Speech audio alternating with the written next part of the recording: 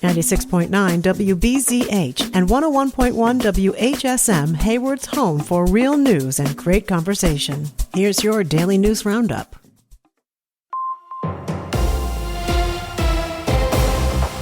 For Civic Media News, I'm Maddie Schaefer. Eau Claire officials gathered at the newly opened downtown transfer center on Wednesday to celebrate Transit Equity Day.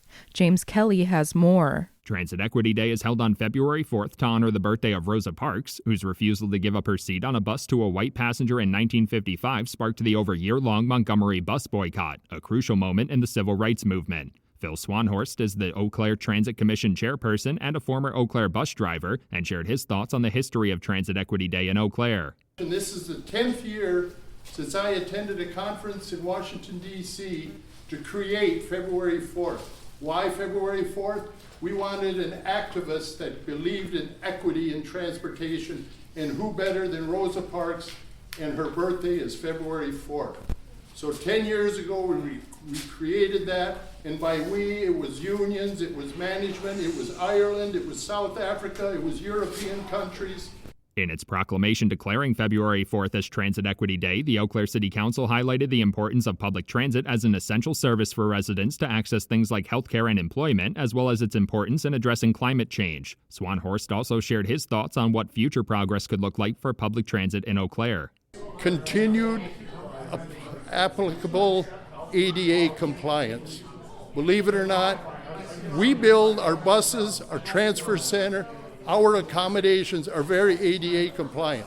When we drop off at some schools, some healthcare facilities, some older churches, they are not ADA compatible. So the future would be to have our community be ADA.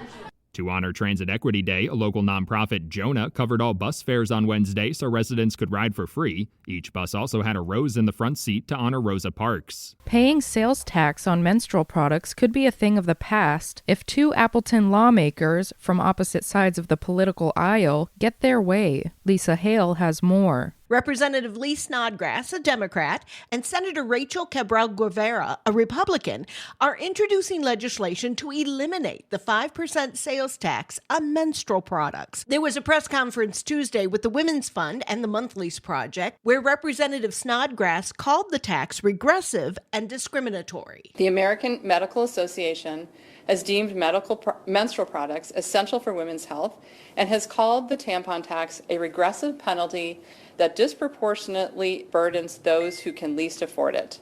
The sales tax on menstrual products treats individuals differently based solely on their sex. Snodgrass said 32 other states in the country have already introduced and passed similar legislation.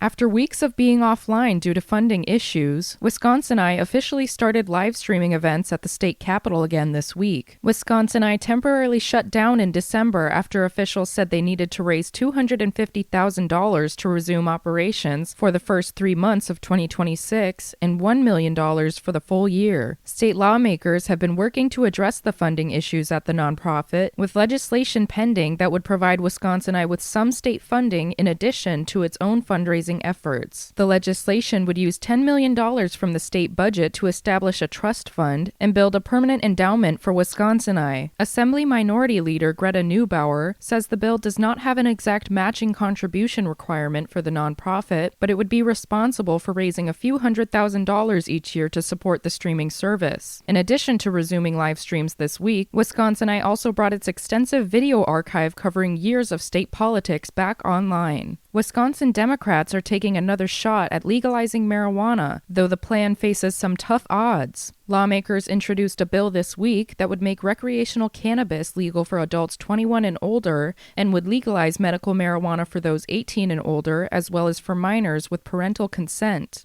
One of the authors said in a press release that Wisconsin is losing revenue to other states that already allow it. Republicans, who control the legislature, have blocked similar efforts for years.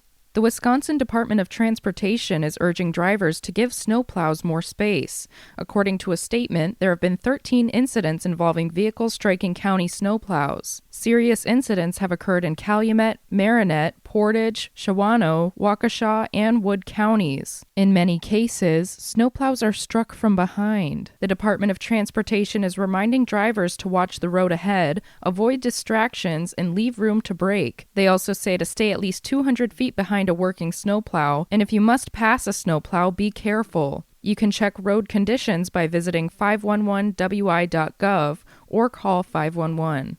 Former Milwaukee County Judge Hannah Dugan is asking a federal court to grant her an acquittal or a new trial following her felony conviction. Dugan's defense team filed the request last week, claiming she acted within the law and that jurors received inconsistent guidance during deliberations. A jury convicted Dugan of felony obstruction in December for helping a man in her courtroom evade an immigration arrest. Jurors cleared her of a separate misdemeanor charge tied to concealing someone from discovery and arrest. Dugan resigned from the bench earlier this year as the case continues through post-trial motions. For Civic Media News, I'm Maddie Schaefer.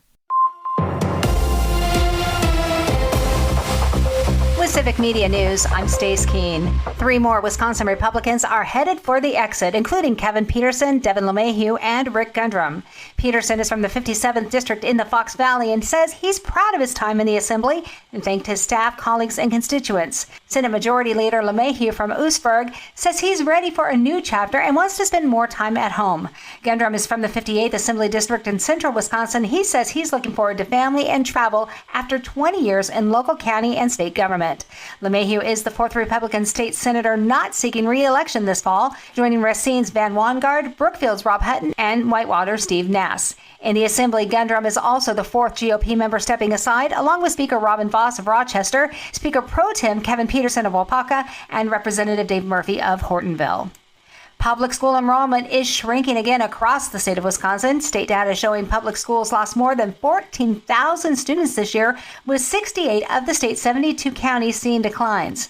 Overall, enrollment dropped nearly 2% as compared to last year, continuing a long-term slide that's pushing some districts to consider closing or combining districts and schools. A new report from the Wisconsin Policy Forum says the state has been losing students faster than the national average for more than 2 decades, though the gap has started to shrink recently. And Bayfield County is standing apart from its up north neighbors over the Line 5 pipeline project. The county board there voted 10-2 last month to reject an agreement with Enbridge that would have reimbursed the county for emergency and law enforcement calls at the construction site. The district attorney in Bayfield County said taking that money could make it look like law enforcement is working for the company, not the public. Some supervisors have argued that Enbridge should still help to pay for the extra costs. Iron and Ashland counties have already said yes to that same deal. More news is available at civicmedia.us. The Badgers season ends. Hi, I'm Mike Clemens with sports. Men's college basketball. The Wisconsin Badgers lose in an upset to the High Point Panthers, 83-82. The Panthers hitting 3-point shots 15 times in the game. Did the Badgers have a bad performance? Head coach Greg Gard. I didn't think we played bad. I thought they beat us.